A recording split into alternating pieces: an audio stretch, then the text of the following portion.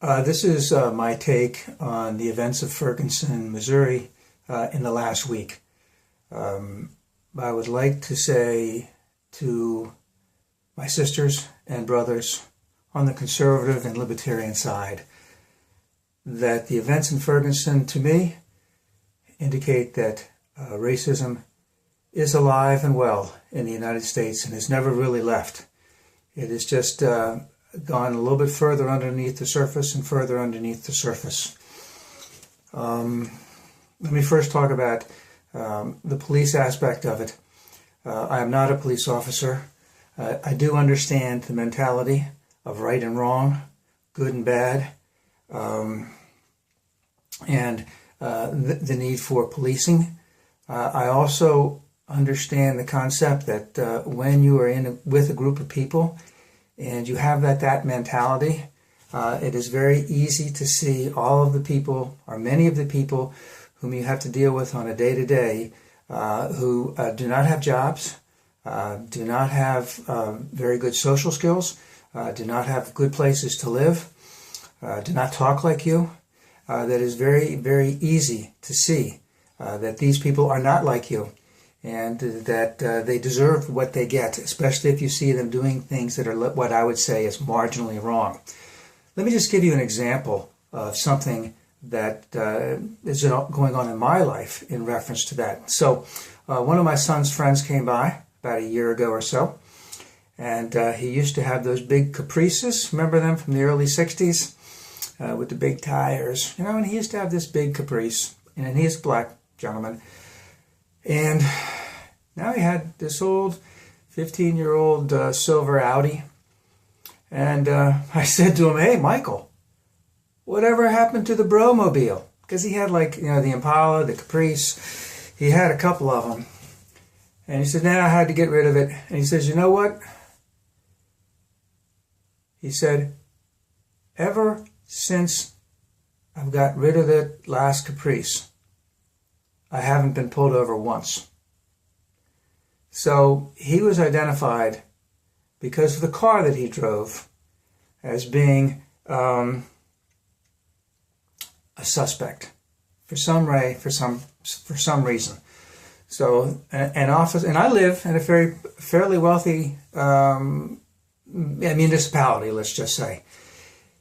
And officers would look at that vehicle and immediately think that there's a black person in it, and that they would suspect that that person has done something wrong. And that's, 2012, 2013, 2014?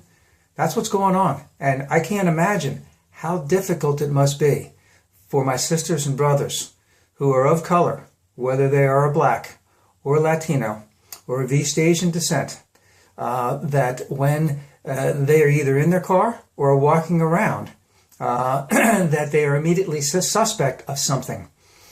And that's actually what happened in Ferguson.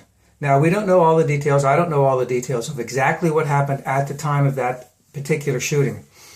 But we do know that Michael Brown is dead, was shot multiple times, and did not have a gun. And according to eyewitnesses there, that he had raised his hands. And the aspect of all of that is that when people that are entrusted to the law think that they are entitled to degrade those who are not like them, to keep them in their place, to let them know who's boss, and for whatever reason in this particular case, because let's just say things like this happen every single day in every single municipality, virtually all over the United States. And, when this type of thing happens, my sisters and brothers who are of color are degraded, they are dehumanized, and they also, lose quite a bit emotionally, spiritually, when things like this happen. And those in that neighborhood, I hate to use the word neighborhood, but those in that area know that they can't do things because they will immediately be suspect. And of course, many of the, let's just say, black writers that I've read in the last week or so have clearly indicated that that there were a set of rules when they were growing up, that you always had to have your wallet, even if you were just going to the drugstore, that you always had to have your hands up, that you always had to say sir to any police officer that stopped you.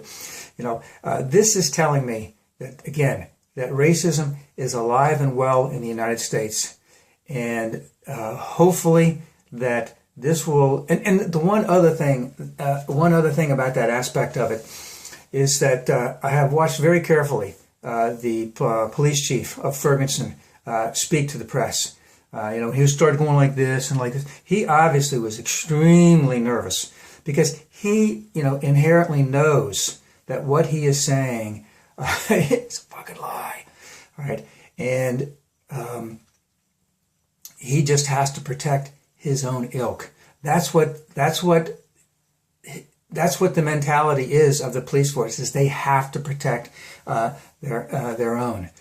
And again, that's a very, very sad thing, that those who we are entrusted in the law, especially the higher ups, he has made a conscious decision to protect his own, and he's not a very good player in this type of thing. And again, just that whole aspect that it's a majority black town, majority white police force, majority white city council, majority white mayor, or mayor white, they don't understand how to help out. Now, getting to the bigger picture of this whole thing, and I think of what's been going on, just the few things that I've read, this week, just offhanded stuff. 20 major multi-billion-dollar companies are paying zero in taxes in the United States. Many companies in the United States are looking, it's called inversion, I can't even remember the right term offhand, but they're trying to buy a company in another country, say that they're locating in that country, still operate in the United States, still, still have their brick and mortar buildings, still have their sales, still have their plants, still make their money in the United States, but pay no taxes. And, I just think of, and of course, all of the CEOs and the major ups of many of these corporations who are making multi-million dollars, moving their business locations to the cheapest place possible, paying their workers a nominal wage just so that they can get nothing more, hating unions, sending stuff overseas. This is all part of a broader picture. Is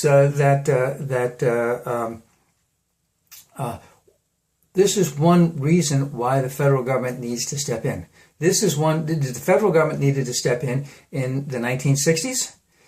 They did what they needed to do at the time, and it has worked a little bit, but it hasn't worked completely because, again, racism has, it's just gone a little bit further beneath the fold. And what we need is jobs for these people. What we need is education. I don't think that education is going to be helped by all of those looking for charter schools. Public education must be increased. We need a healthy, we need an educated workforce so that we can compete in the future. And, by continuing to subjugate our sisters and brothers who are of color as less than us is hurting the United States today, yesterday, tomorrow, and in the long run. To me, it was just an extremely, not only was it a tragic situation, but again, this is the big sleep, is that we've been sitting on this Kinder Bar, whatever you want to call it, powder keg, year after year after year. And I would say to my sisters and brothers on the conservative and libertarian side is that you need to step up. You need to say, we need to educate these people. We need to nurse. We need to have a healthy workforce. We need to have job opportunity. We need to create the types of jobs that will be that are in demand in the future. And we need to invest, in our people, all of our people, not just let's just say whitey. This must, it really has to go, because this is not going to stop. Ferguson is just a microcosm of everything bad with the United States that's going on right now, is that we continue to subjugate so many of my sisters and brothers of color, to dehumanizing feelings about their self-worth in the community by actions by this police officer against Michael Brown.